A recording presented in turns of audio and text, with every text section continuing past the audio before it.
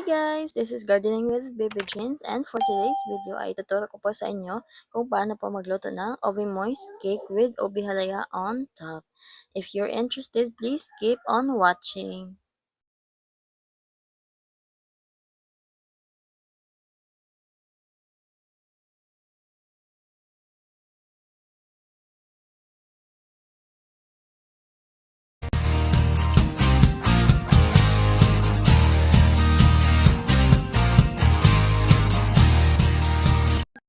First ay i-prepare po natin yung atin pong gatas. Nagamit po tayo dito ng 1½ cup po ng evaporated milk, and mag-add po tayo dito ng 1½ teaspoon din ng vinegar. Slightly mix and then set aside.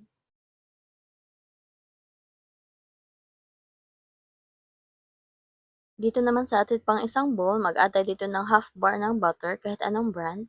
Mag-add din tayo dito ng 2 large size ng egg, 1 cup ng white sugar, at paghaluin po natin ito ng mabuti. Hindi na po ako dito nag-add pa ng salt dahil ang ilalagay po natin mamaya ay ubi powder.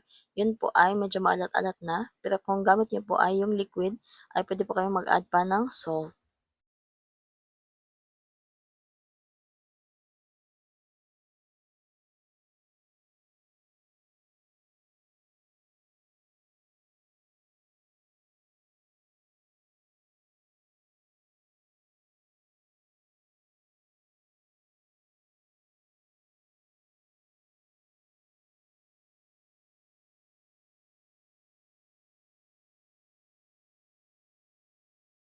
I-mix lang po natin ito ng maigi hanggang po sa maging ganito na yung kanyang consistency.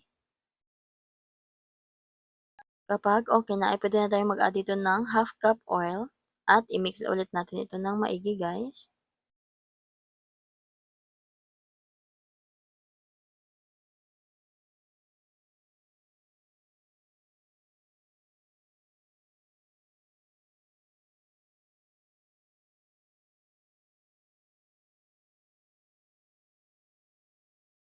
Ayan, ito po ay okay na, kaya mag-sift na po tayo dito ng 1½ cup po ng cake flour. Mag-a-add din tayo dito ng 1 teaspoon ng baking powder, half teaspoon ng baking soda. Sinasala po natin ito para po walang mamuo.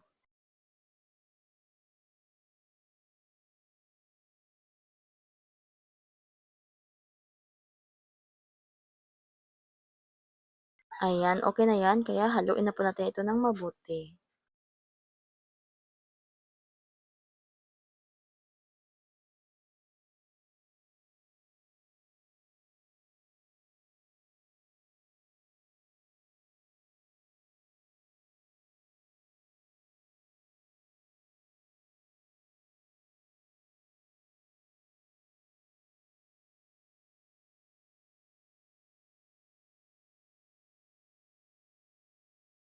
Ayan, pag ganito na po yung kanyang consistency, ay pwede natin i-add kanina yung ating sineparate po na pang-substitute sa buttermilk.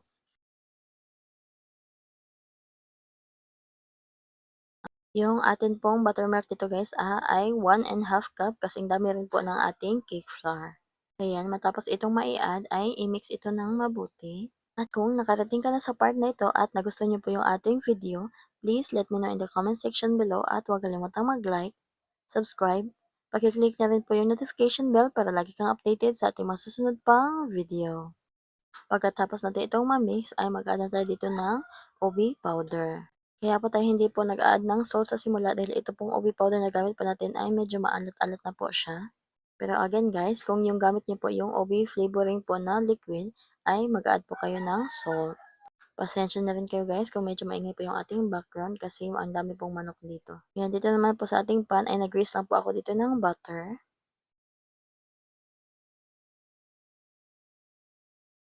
Pagkatapos po natin itong ma-grease ng butter, ay ilagay na po natin yung ating parchment paper. I-add na rin po natin yung ating pong obi mixture. At habang ginagawa pala natin yung ating butter guys, ay nagpakulo na rin po pala ako ng tubig. Sumakto naman na pagkatapos po natin gawin yung ating mixture, ay kumulo na rin po yung ating tubig. Ayan, isinalang ko na rin po pala itong ating cake. Lutuin na po natin ito ng 35 to 40 minutes. Of course, sa mahinang apoy lang guys ha.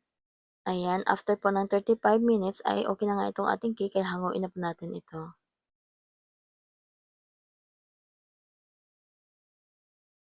Palamigin lang po natin ito ng kaunti saka po natin ito tanggalin. At ayan, medyo lumamig na nga ito kaya tatanggalin na po natin dito sa kanyang baking pan. Napaka-soft at napaka-moist po nitong ating ginawa na cake, guys.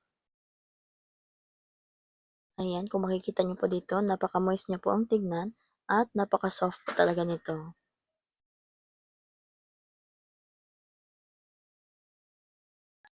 Ayan, ito po ay pwede na pong kainin, guys, pero dahil po meron po tayo dito natirang ubi halaya, kaya maglalagay po tayo dito ng ubi halaya on top. Kasi po hindi po tayo medyo convincing sa kanyang kulay dahil nga yung ginamit po natin ay ubi powder. Mas maigi talaga na ubi liquid yung inyong gamitin. Triny ko lang gamitin yung ubi powder, guys, kasi yung ubi powder po, yun po kasi yung ginagamit po namin sa paggawa po ng ubi na masi. Ayan, hiniwa ko na po ito sa gitna dahil lalagyan pa natin ito ng palaman na ubi halaya. Pagkatapos natin maglagay po ng palaman sa gitna, ay ipatong na po ulit natin yung atin pong in-slice kanina dahil lalagyan din po natin ito ng ubi sa itaas. Ayan, tapos na po itong ating ubi moist cake with ubi halaya. Hiwain lang po natin ito at saka po natin ito tikman.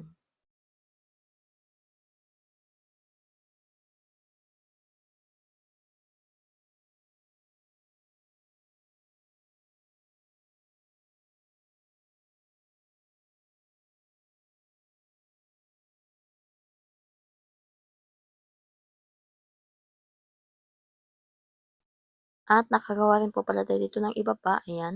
Bale po sa ating mixture po ang nagawa po natin ay 2 circle at isang oblong.